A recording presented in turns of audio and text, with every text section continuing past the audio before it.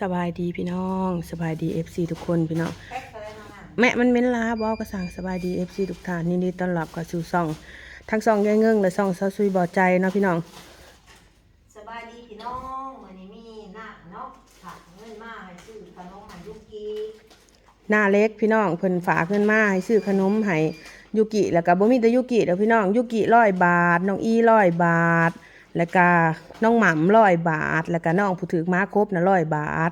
แล้วก็ไข่ผู้ละแตะเนาะพี่น้องน้องอีกับน้องยูกิแตะหนึ่งน้องหม่ำแตะหนึ่งแล้วก็น้องผู้ถือม้ากัดแตะหนึ่งขอบคุณหลายๆหน้าเล็กผู้เพิ่นอุปถัมภ์ค้ำสู้น้องอีหั่นล่ะพี่น้อง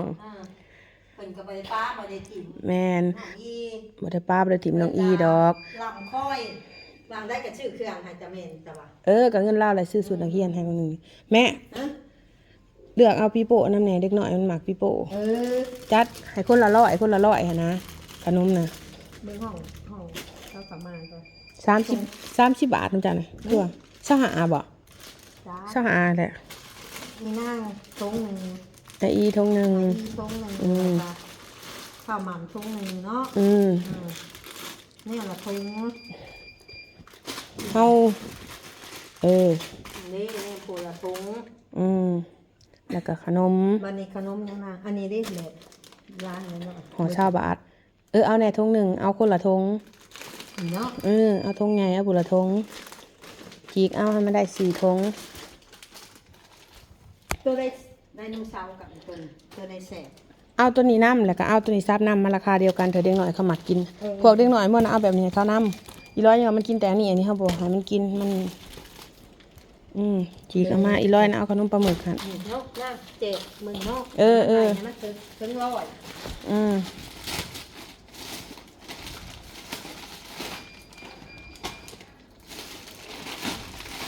ไปทับอุ้มจับเลยไออีตัวนี้ไออีก็เอาใส่อีร้อยก็เอาปลาหมึกให้เขาเปลี่ยนกันกินไอกับน้องเขามาจากไหนกินเบอร์2 โหลดนี่สีพูดพ่อหาตัวไม้บ่เนี่ยได้ซักขนมอันใหญ่เบิดเลยบ่มันจัง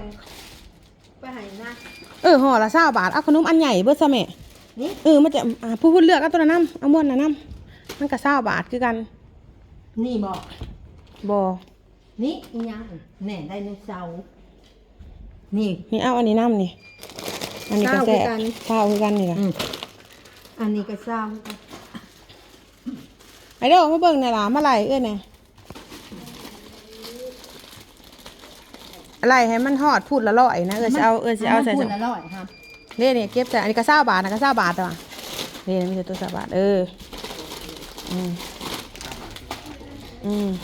ได้คนละเท่าไรแล้ว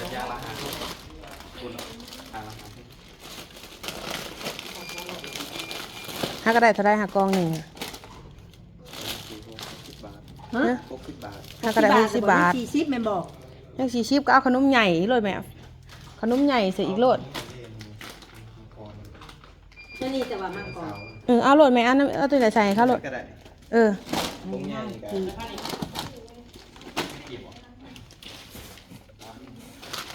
เอาขนมใหญ่เลย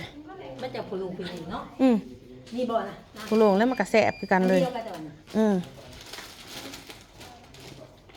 80แม่บ่นี่ก้องละ80แม่บ่60ก้องละ80แล้วนี่ยังเหลืออีกถุงละ20 บาท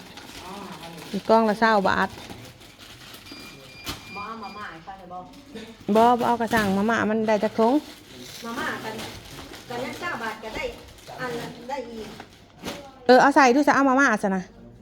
ขนมข้าวร้ายเอามาม่าใส่ใช่ไหมเอามาม่าซับใส่น้ำแซ่ห้องอีนางคือกันเดี๋ยวห้องอีนางเจ้าก็คืออันนี้เจ้าก็คือใส่แต่ถุงเดียวอันนี้นะเอาใส่นะแม่ถุง1ตัวนี้นะใส่ในชีมันเลยคือกันบ่นี่ห้องอีนางเนาะก็ได้สำคัญเบิร์ดเดนะต่างแต่ซับกันเอามาม่าใส่ให้เขาป่ะนี่นั่นจังว่าขนมนายุติเขาก็ได้80ห้ามมาเบิ่งดูนี่ไอโดหอนขากร้ายพี่น้องฮักกับ80เป็นโบราณ80เลย20 บาทมาม่าได้จังห่อ 3ห่อ20แม่หั่นเด้น่ะโอ้ยพอดี เดี๋ยวยินก็ได้ยินนั้นก็ได้ เดี๋ยวนี้เอาตัวขวดเลย ตัวกลัวแล้วผัดบ่มีตัวนะนั่นฮะเย็นตาโฟสีชมพูพี่นะพี่อุ้ยพี่ตัวมันแซ่บนั่น เดี๋ยวให้แกะ เอามาได้คนละ3ห่อเอาเมื่ออีหลามันก็มักคือกันเอามาก็ลืม เบิ่งเลยใส่แก๊สนะใส่ แบ่งเอาแม่นพูดงัวเนาะ เออหาตรงยางมาหลดนะฮะมาใส่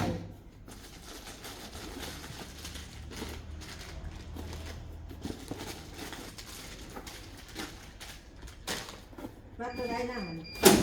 เด้น่ะสีสมต่อเจ้านี่ นี่ หรือจะเอาน้ำไซส์นี่ก็ได้ยายเอาน้ำไซส์นี่ใส่ไปน้ำใส่ก็ได้ไม่ใส่แบบนี่มันนี่บอก บ่ นี่ เอาตัวนั้นใส่ด้วยก็ได้ครู นี่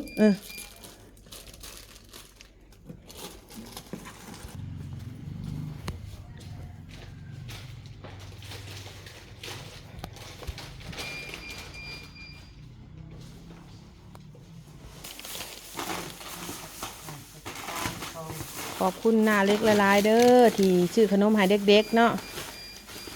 ขอบคุณละลายให้อยู่ดีมีแห้งเจริญรุ่งเรืองกว่าเก่า ลายน้องเข้าลายเข่าเด้อรับด้วยดูดีด้วย ยายเงื่งกับมาเผาห่านให้เมียเคี้ยวไปทำบุญพี่น้องเอ้ยจังหวะเห็นอยู่นี่นะฉันกับบริมาสามดอกเมียเคี้ยวไปทำบุญก็เลยให้มาอยู่ห่านน้ำมันยายเคี้ยวน้ำน้องแตนก็เลยบอกคนอายุพึ่งเมื่อยเอาโลดเดี๋ยวยุกิใหญ่สิกินเองนี่แหละยุกิยืนอยู่เลย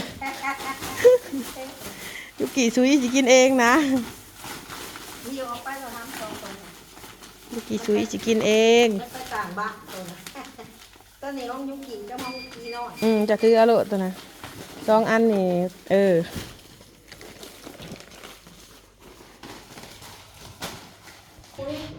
ได้แล้วพี่น้อง สบายดีพี่น้องก็ไปคือลายแต่บ้าน เอาไปให้ลูกไอ้กูดแล้วก็ลูกยายแปร แท้ขนมนี่เนาะ แล้วก็ลูก ไอ้กินนี่เนาะ แล้วก็ลูกยายแปรนี่แล้วก็ ตาเซ่ เบิด ว่าจะยำย่างหมดแล้วเด็กๆนี่ อันนี้สิเอาไปให้อันลูกสาวอันในครู่แน่เด้ในครู่สอนมออีเด้จะไปแบ่งให้เพิ่นนำให้เพิ่นกินนำ กูว่าจะยุ่งย่างยุ่งย่าง อันนี้ยุกิอันนี้ ยุติต่างหากก็คือว่าพี่ พี่น้องต่างหากขอบคุณผู้ใหญ่ใจดีเด้อมาอุดหนุนเนาะไม่ใหญ่เกี่ยวกับอยู่ดีแม่งอยู่เย็นเป็นสุขภาพแข็งแรง เฮงๆรวยๆหน้าเล็กเป็นปูเบิ่งดู ร ได้ วย ข้าว เฮง กินนะเป็นไงเดือนละพันบาทเป็นตัวจีหยาเลย ไม่ใหญ่เกี่ยวอีกว่าไปหยอกเย็ดก็ไปหัวนี่แหละแล้วพี่น้องนี่แหละพอได้หัวเนี่ยบ้าง ไปย้ายเจ้ากันหิวตกโต้นเมื่อเจ้าก็ดิเฮาสิไปต่อเฮาก็ดิเฮ้ยเฮาก็ยังสิมื้อเฮือนคือกันปะซ่อนก็เจ้าเมื่อเฮาจังสิอะนะ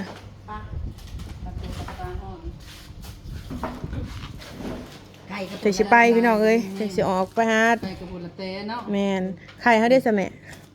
กับ อูบ เบิ เอา ร์ตได้หนึ่งเบิร์ตได้หนึ่งลายแล้วนะ 400 บาท400บ่แม่นเลยเด้น่ะตัวน่ะเด้น่ะอันตัวต่างน่ะ3ธงน่ะจะไหลจังได๋ตัวต่างน่ะ 60 บาท กับพอดีเป็น460 บาทเนาะไม่เท่า460 บาทเพราะว่าไข่นะเท่าอันซื้อมาแต่ห้านลุมพี่น้องไข่นะซื้อแมนซอยทั้งพุ่นทั้งพี่ไข่ซื้อมาแต่ห้านบ่าวบอยพี่น้อง เลย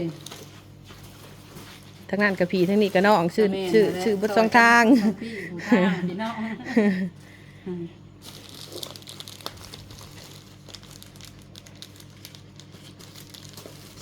อีกหน่อยนึงบัวอยู่ตรงนี้มาแล้ว หน่อยแหลมจะเกือบๆพอแล้ว